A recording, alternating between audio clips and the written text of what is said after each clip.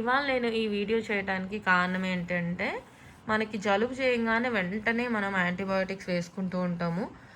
మాంటెరెల్సీ అవి వేసేసేసుకుంటాము. So, first ఒక 3 days అయితే మనకి ఏ ట్రీట్మెంట్ అవసరం లేదు. మరీ రన్నింగ్ నోస్ ఉంటే తప్పకుండా వేసుకోవాలి. నేనైతే 3 డేస్ నుంచి ఏం వేసుకోలే. సో, యాంటీబయోటిక్స్ ఏమన్నా స్టార్ట్ చేయాలా అని నాకు ఫీవర్ కూడా ఏం పెద్ద అనిపించలేదు. కొంచెం అనిపించినప్పుడు నేను బాగా వాటర్ తీసుకున్నా. సో, అందుకని నేను బ్లడ్ టెస్ట్ చేయించుకున్నాను. ఒకవేళ ఏమన్నా టోటల్ కౌంట్ రేజ్ అయితే యాంటీబయాటిక్ స్టార్ట్ చేద్దామని. చూడండి, నాది టోటల్ WBC కౌంట్ వచ్చేసి 7,700 ఉంది. అంటే 10,000 లోపల ఉంది. అంటే ఇట్ ఈస్ నార్మల్. సో, నాకు బ్యాక్టీరియల్ ఇన్ఫెక్షన్ లేదు. కోల్డ్ అనేది యాక్చువల్లీ వైరల్ ఇన్ఫెక్షన్ అండి. దాంట్లో బాగా ఫీవర్ వస్తేనే మనం యాంటీబయాటిక్స్ దాని జోలికి వెళ్ళాలి. ప్లస్ టోటల్ కౌంట్ ఎక్కువ ఉంటేనే వెళ్ళాలి. సో, ఇది నాకు నార్మల్గానే ఉంది కాబట్టి సో నేను యాంటీబయాటిక్స్ యూస్ చేయాల్సిన అవసరం అయితే లేదు. అండ్ అనదర్ థింగ్ ఏంటంటే ఈఎస్ఆర్ చూస్తాం మనము కోల్డ్లో. ఈఎస్ఆర్ చూసినప్పుడు ఇది కొంచెం రైజ్ అయింది, 30 ఉంది. 10 అప్ టు 10 దాకా ఉండాలి. 30 అయింది అంటే నాకు కోల్డ్ ఉంది కదా, సో డెఫినెట్గా రైజ్ అవుతుంది అనమాట. అండ్ ప్లస్ నేనేమి యాంటీబయాటిక్స్ కానీ మాంటరెల్సీ కానీ ఏం వేసుకోలేదు.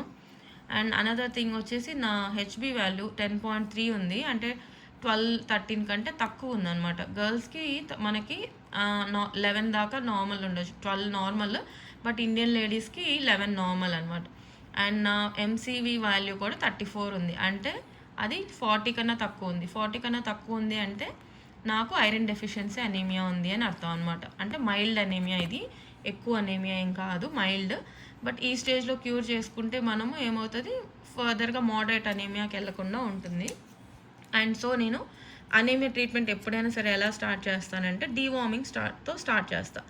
అంటే మన పొట్టలో వార్మ్స్ ఉన్నాయనుకోండి, ఆ వార్మ్స్ వల్ల మనకి మనం తిన్న ఫుడ్లో ఐరన్ అబ్జార్ప్షన్ అవ్వదు.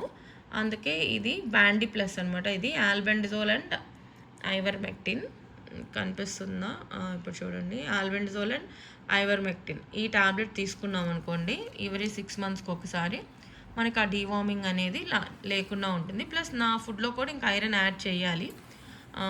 అండ్ అనదర్ థింగ్ సిఆర్పి కూడా నాకు కోల్డ్ ఉంది కాబట్టి రైజ్ అయింది 33. Actually it should be below 10 అనమాట. నేనేం యాంటీబయాటిక్స్ అయితే వేసుకోలేదు. అండ్ ఇది 3rd డే. నాకు ఆల్మోస్ట్ కొంచెం రిలీఫ్ వచ్చినట్టే ఉంది. కొంచెం థ్రోట్ ఇరిటేషన్ ఉంది కానీ బట్ ఎనీవే ఓకే. బట్ నేను చెప్పేది ఏంటంటే మెయిన్ యాంటీబయాటిక్స్ ఈ టోటల్ కౌంట్ అనేది ఎప్పుడైతే 10,000 కంటే రైజ్ అయ్యి మనకు ఫీవర్ వస్తుందో అప్పుడు మాత్రమే మనము యాంటీబయాటిక్స్ వేసుకోవాలి. ఈ కోల్డ్ అనేది మనకి మోస్ట్లీ 99% వైరల్ ఇన్ఫెక్షన్. ఇవన్నీ కూడా మనకి నార్మల్ అయిపోతాయి. నేను ఈ టెస్ట్ ఇవాళ చేయించుకున్నాను. మా ల్యాబ్ అమ్మాయి డేట్ వేయలేదు, ఈరోజు నేను చేయించుకుంది. సో నేను ఒక 1 వీక్ తర్వాత నేను మళ్ళీ టెస్ట్ తీసి పెడతాను. నేనైతే ఏం వేయట్లేదు.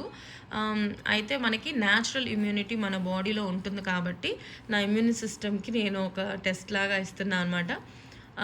సో ఈ నెక్స్ట్ ఒక 1 వీక్ తర్వాత నేను మళ్ళీ టెస్ట్ చేపిస్తాను. అప్పటికంతా ఈ లెవెల్స్ నార్మల్ ఉంటాయో లేదో ఒకసారి చూద్దాము. అండ్ థ్యాంక్ యూ అండి.